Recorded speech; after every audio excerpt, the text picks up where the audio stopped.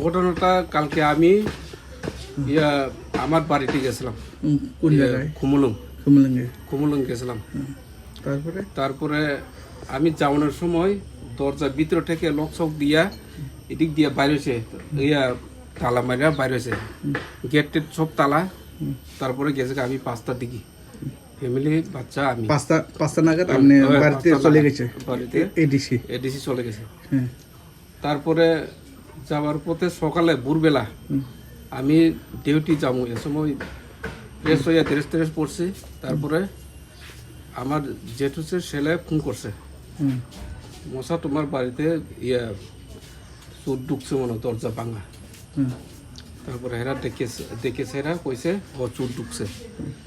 তো তাহলে আয়ে পড়ছি ভোর, আমরা আইসি মনে বাড়িতে আয়ে পড়ছে 5:30টার দিকে আয়ে পড়ছে গেছে, 5:30টার দিকে আয়ে পড়ছে গেছে। তারপরে গিয়া ঘরের ভিতরে ঢুকিয়া দেখছি সব ভাঙচুর করেছে, এরা পুরা সোনার লঙ্কা সব টাকা পয়সা সব নিয়ে গেছে। সুরের দল কি কি নিছে?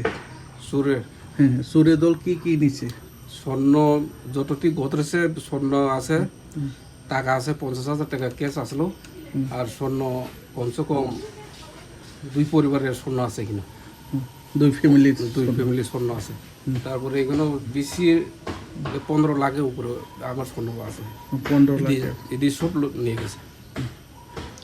তারপরে পুলিশ প্রশাসন খবর দিছে, বুর্জনগর পিএস আইয়া হেরা ইনকোয়ারি করে গেছে। কি আশ্বাস দিয়েছে? এরা আশ্বাস দিয়ে গেছে, ঠিক আছে আমরা দেখবো কইছে।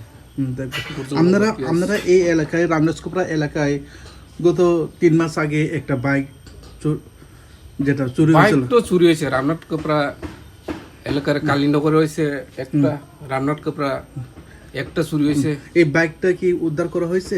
এই বাইক কোনো উদ্ধার করা হয়েছে না, কোনো করা হয়েছে না, ওখানে করা হয়েছে।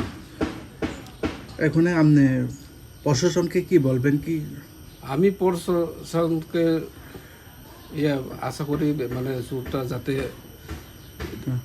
আপনার জিনিসটা যাতে ফিরে পায়। আপনার নাম? আমার নাম সুবল দেববর্মা।